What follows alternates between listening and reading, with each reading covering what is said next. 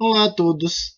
Então, a gente se encontra hoje para mais um programa. A gente vai continuar tratando do tema educação e hoje a gente vai discutir um pouco do livro do Gustavo Yoship, né, que se chama O que o Brasil quer ser quando crescer. A gente vai discutir alguns dados que ele apresenta e também vai falar um pouco sobre a questão da SAI. Então, alguns dados que o Gustavo Yoship apresenta, baseado em pesquisas nacionais, é que, por exemplo, nós temos 74% de analfabetismo funcional.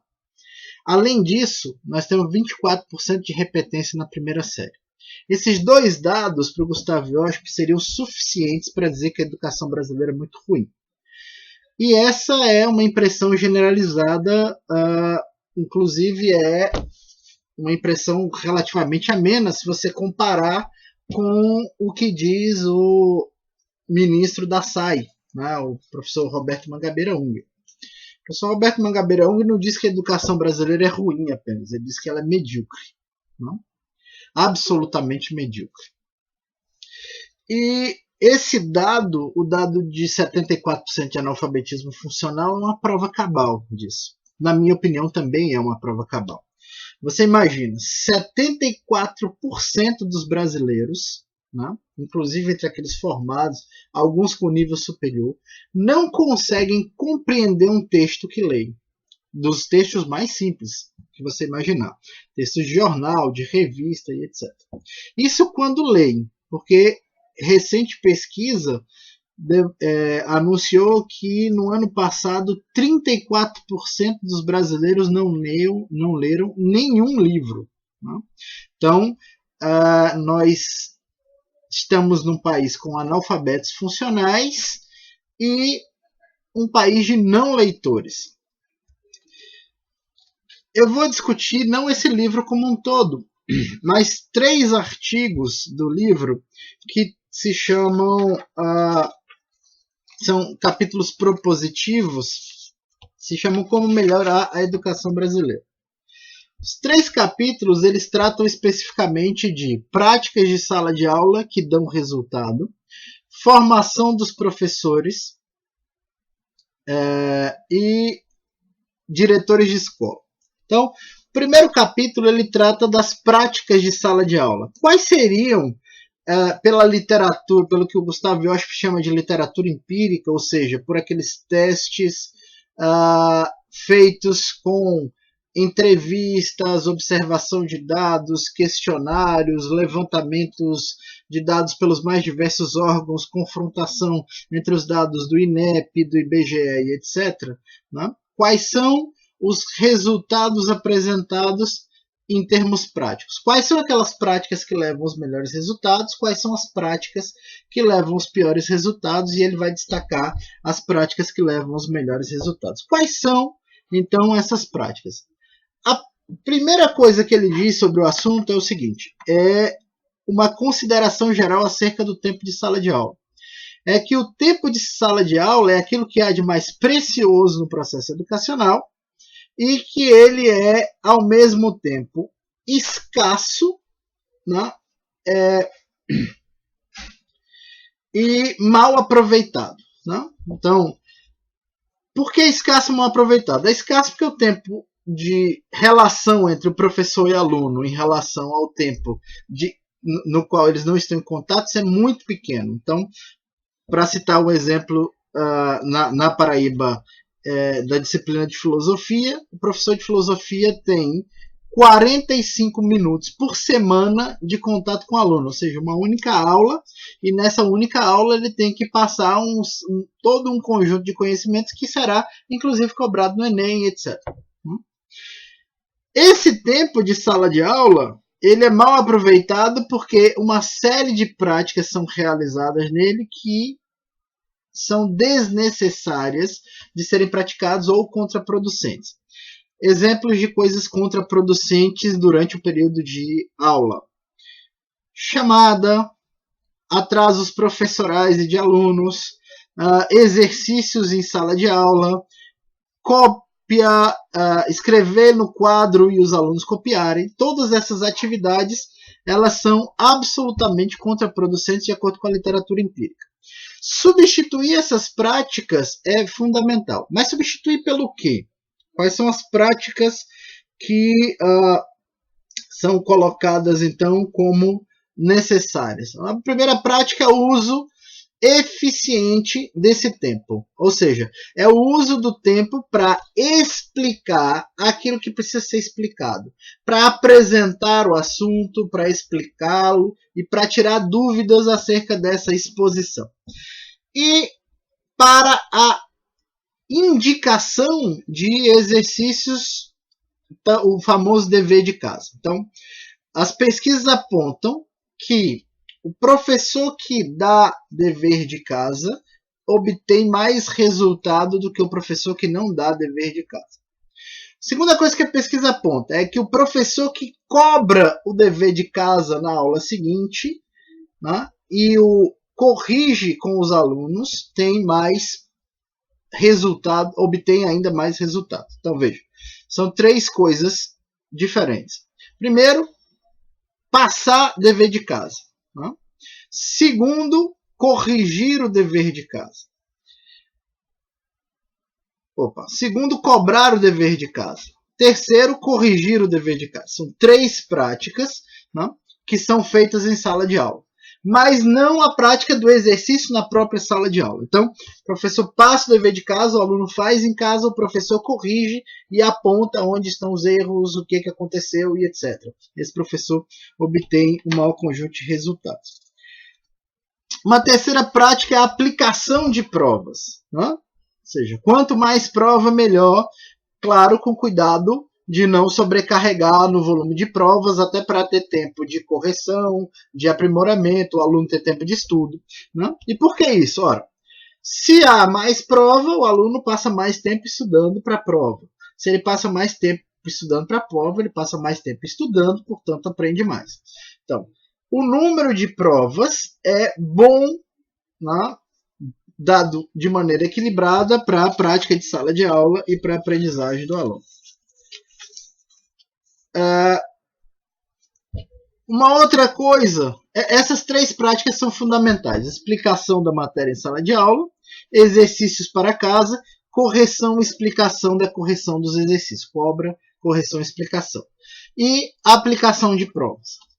Em relação à nota de prova, né? As avaliações, elas precisam ser realistas, ou seja, o professor só pode avaliar aquilo que ele efetivamente ensinou. A nota também precisa ser realista. Né?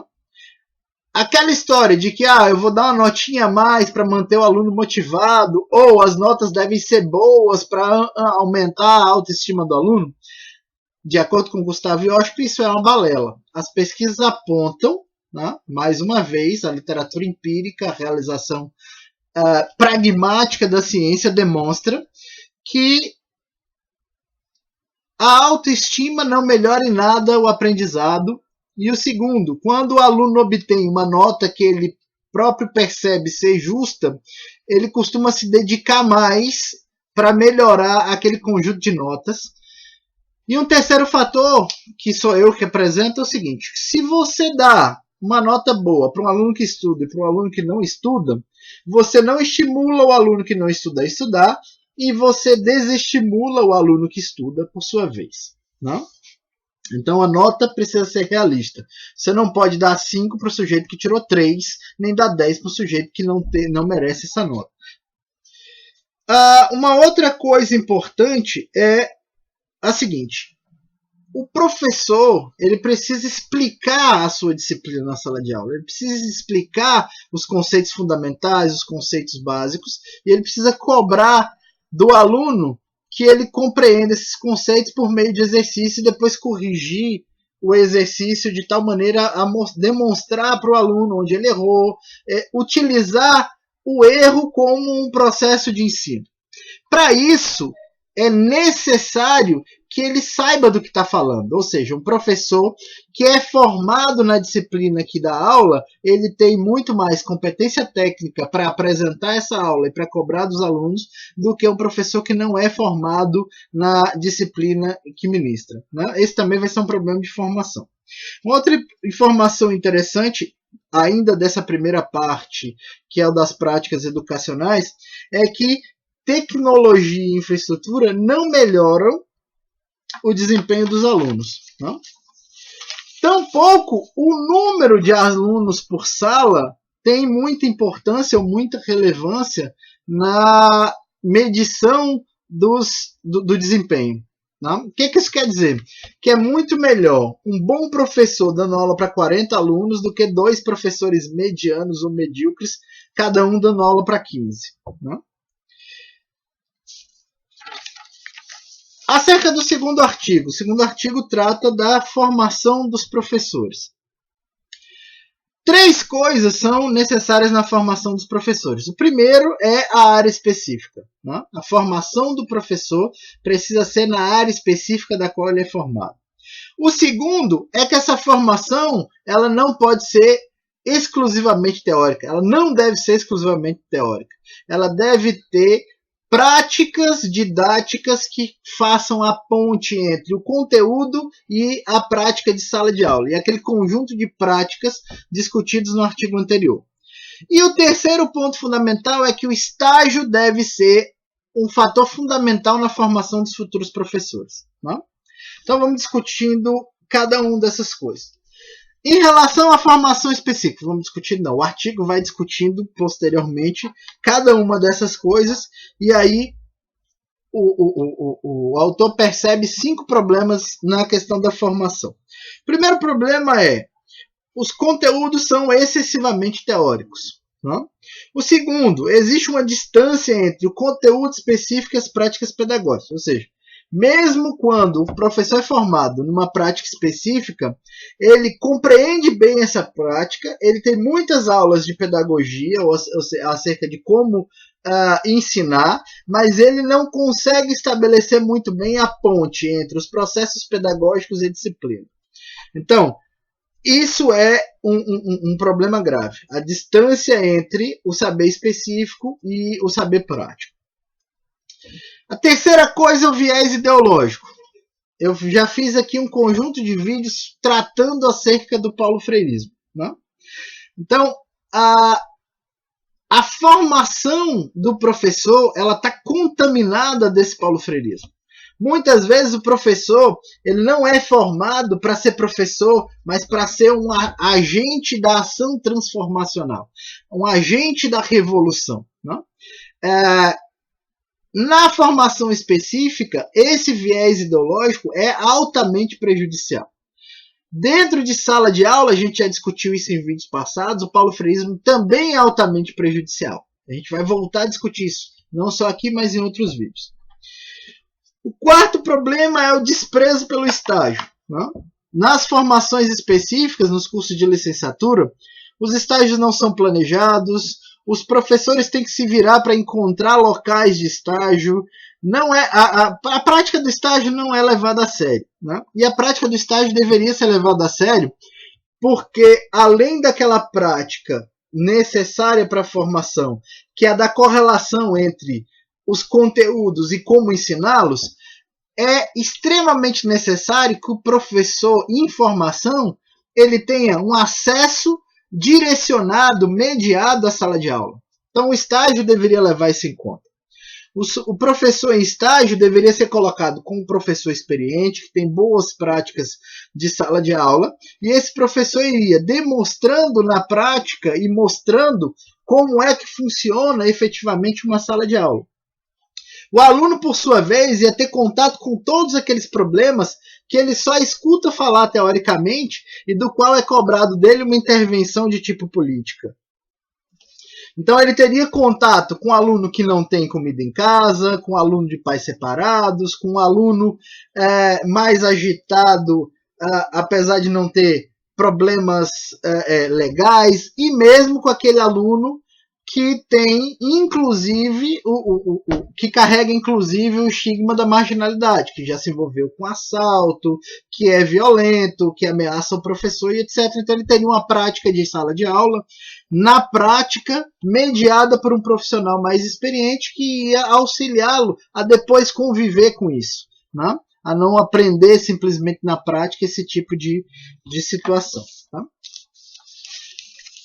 O quinto e último problema que ele vê na formação específica é que os nossos melhores professores, os nossos melhores intelectuais, eles não estão engajados nesse tipo de formação. O que isso quer dizer? Que aquelas pessoas que se destacam nas suas áreas, elas não estão pensando a educação, elas veem esse processo com desdém. Não? Há pouco comprometimento desses profissionais com pensar uma educação de melhor qualidade, com mostrar para os professores na formação como é que eles utilizam as melhores práticas de sala de aula. Não? Então, como é que você melhora isso? Primeiro, sanando os dois problemas de formação fundamentais. Ou seja, a educação precisa aprofundar ao máximo os conteúdos específicos e precisa melhorar a relação dos conteúdos específicos com os conteúdos didáticos em termos práticos. Ou seja, aquele sujeito que está em formação para ser um futuro professor precisa aprender melhor a disciplina que vai lecionar, o conjunto específico de conteúdos que ele vai lecionar e precisa aprender melhor como é que ele repassa didaticamente esse conjunto de disciplinas específicas para o aluno. Ou seja, como ele faz chegar ao aluno o conhecimento. Né? Então ele precisa encarar essas duas coisas. E a terceira coisa que precisa mudar para melhorar a formação do professor é a profissionalização dos estágios, ou seja, você realizar estágios efetivos que funcionem com professores experientes, tal como foi discutido. Por fim, o terceiro artigo é o artigo em relação aos diretores de escola. Não? Eu acredito que diretores de escola eles precisam ter algumas características que são fundamentais. E a primeira característica é a liderança. Não? Por liderança, quer dizer conseguir motivar, treinar turmas, manter a ordem específica, manter a escola em funcionamento, ter praticidade para conseguir fazer com que a escola tenha o mínimo necessário para o funcionamento educacional. E aí, esse mínimo é mínimo minimoro mesmo. Não é necessário, de acordo com as pesquisas empíricas, que a escola tenha grande infraestrutura de quadras, computadores e etc. O que ela precisa é ter o mínimo possível para que os alunos tenham conforto e para que os professores possam trabalhar. E o que seria, então, a manutenção desse mínimo que os diretores precisariam ter na prática, como manter e mantê-los em ordem? Uma carteira por aluno, quadro negro em todas as salas, energia elétrica e uma estrutura que evitasse as intempéries do tempo. Ou seja, se o lugar é muito quente, o mínimo são ventiladores, mas o ideal seria uma sala refrigerada, com temperatura ambiente que permitisse a concentração, por exemplo. Não? Então, essas são as coisas mínimas necessárias. Além disso, a manutenção da limpeza, o acesso à água, biblioteca, laboratório de práticas específicas. E isso é tudo.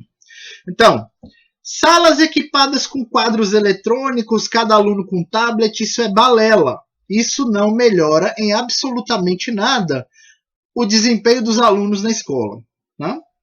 Então, o diretor não tem que lutar por tecnologia. Ele tem que lutar por ventilador e ar-condicionado.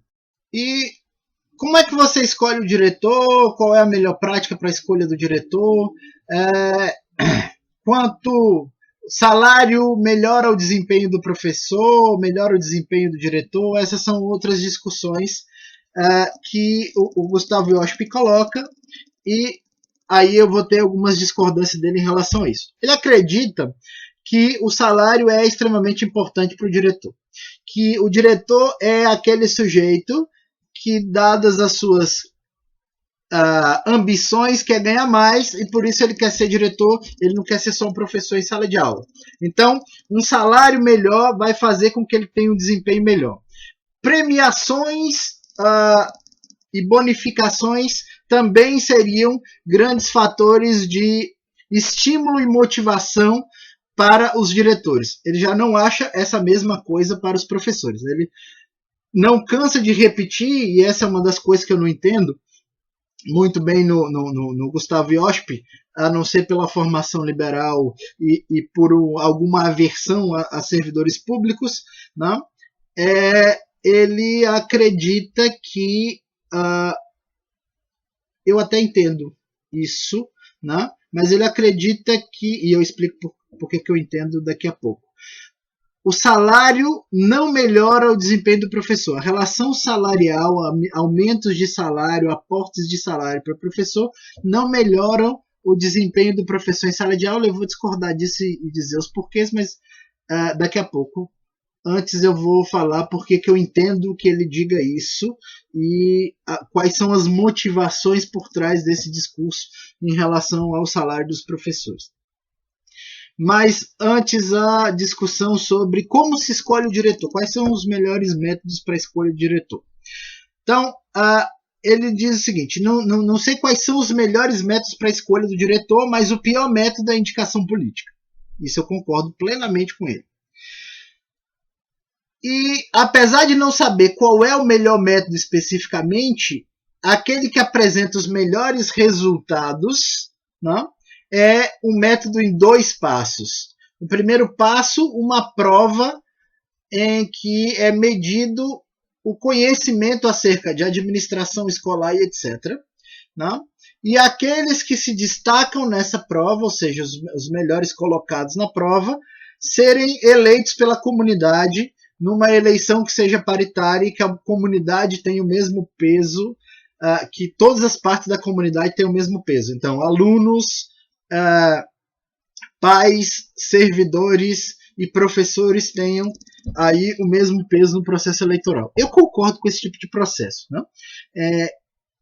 Uma eleição simplesmente que qualquer um possa ser candidato, muitas vezes vai colocar no cargo de diretor aquele sujeito que é legal, né?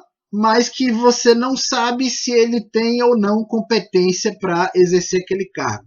Ou seja, um professor que conversa com todo mundo, que tem boas relações com a direção e os funcionários, que muitas vezes dá nota para o aluno mesmo sem o merecimento, então ele tem a boa vontade de todos em relação à sua pessoa, mas não tem muitas vezes o conhecimento necessário para a condução de uma escola.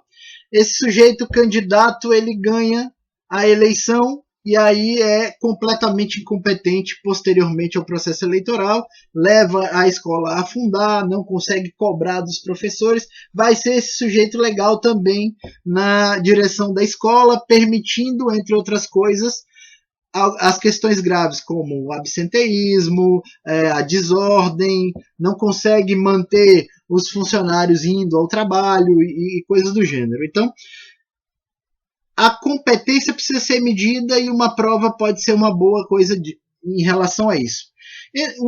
O diretor também não pode ser aquele sujeito antipático, carrasco e etc. Então ele precisa ser submetido ao crivo da popularidade por meio da eleição, né? Porque aí ele vai ter que reunir as duas qualidades e isso vai contribuir muito para a escola. Então, esses são os pontos do Gustavo Iosp. Eu vou discutir, entretanto, essa questão salarial. Eu concordo com a maioria desses pontos, com a absoluta maioria, né? Mas discordo da questão salarial. E discordo por um motivo muito simples. Primeiro, se os salários de professores fossem melhor, os sujeitos que saem da universidade, aqueles que têm o melhor desempenho, eles teriam uma motivação maior para ir para a educação do que para fazer concurso, por exemplo, em outras áreas. Né? Então você teria um profissional com uma melhor formação, né, que muitas vezes se afasta da educação porque os salários são tão ruins que ele tem medo de não sobreviver. Então esse é um primeiro fator de por que um salário melhora a qualidade da educação.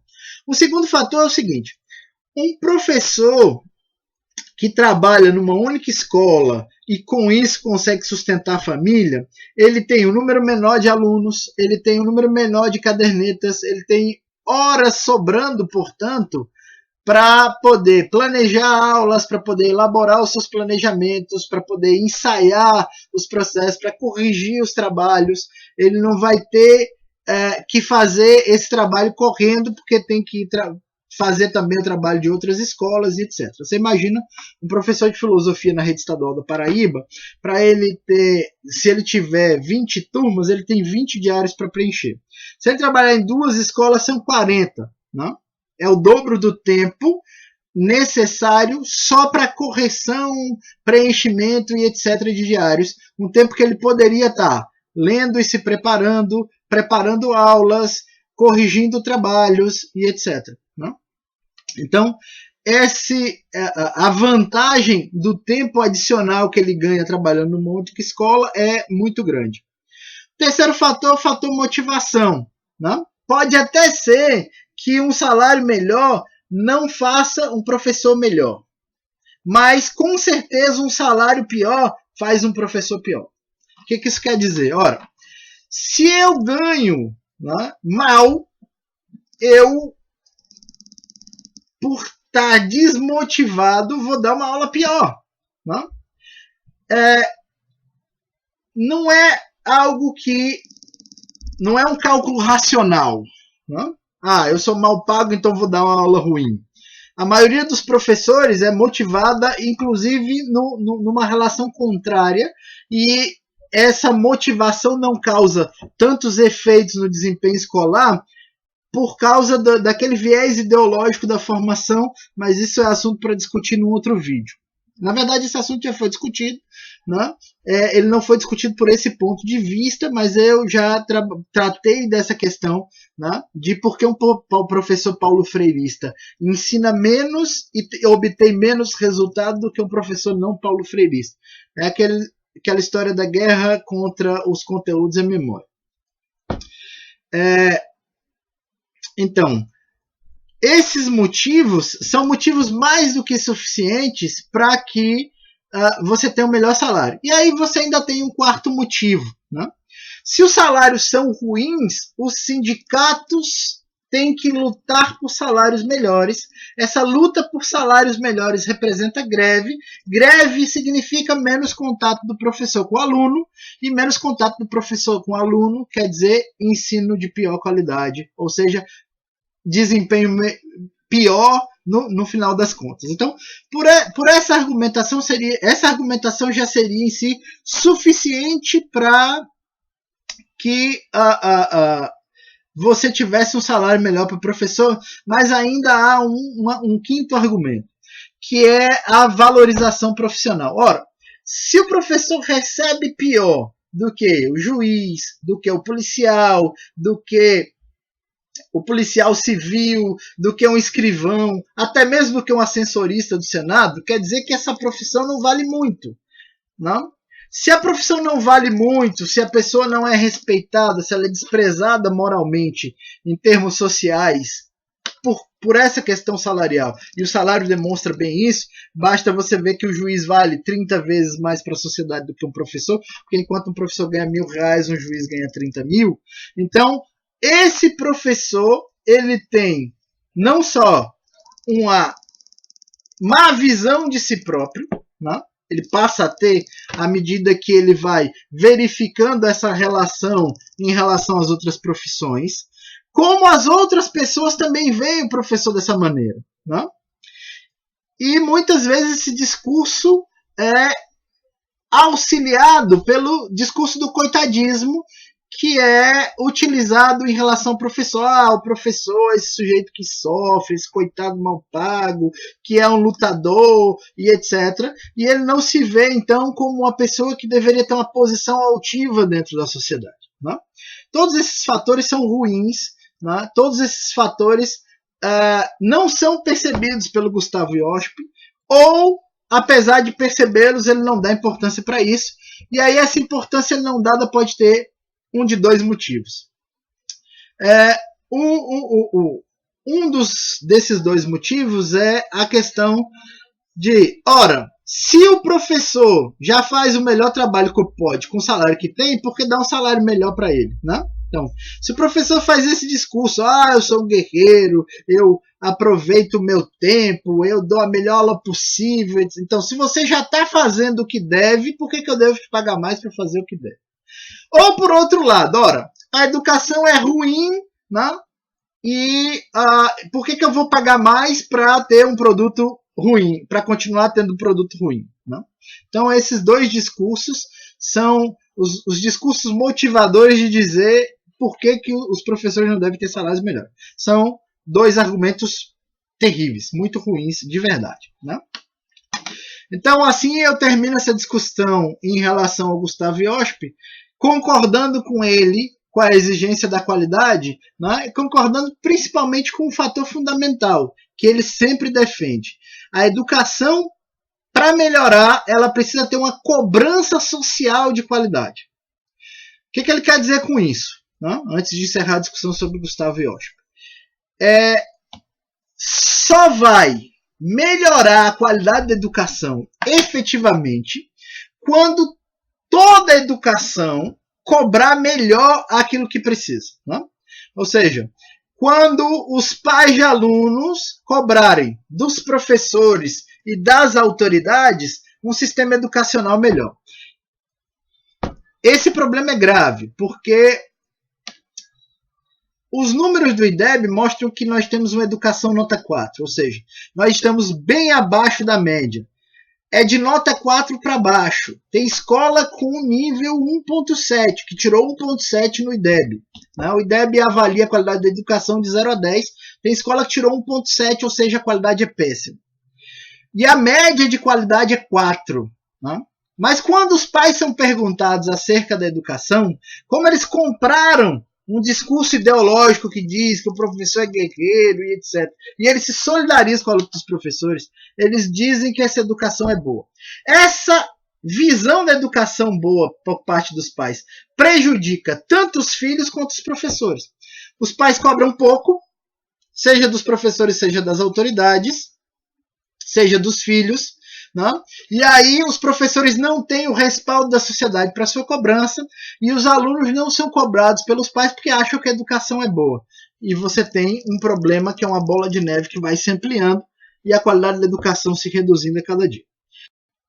Eu pretendia nesse vídeo ainda falar sobre a proposta de reforma educacional da Secretaria de Assuntos Estratégicos do professor Mangabeira Ung, mas o vídeo já está indo muito longe, então essa discussão da SAI vai ficar para o próximo vídeo. Né? Eu espero que tenham gostado aí da discussão. Não esqueçam de compartilhar o vídeo, curtir aqui primeiro, se inscrever no canal, recomendar para as outras pessoas, comentar. Não esqueça desses detalhes, né? E até a próxima. Em breve a gente está de volta. Lembrando aí, o próximo vídeo será a discussão sobre a reforma educacional proposta pela SAI. Curtam e compartilhem. Até mais.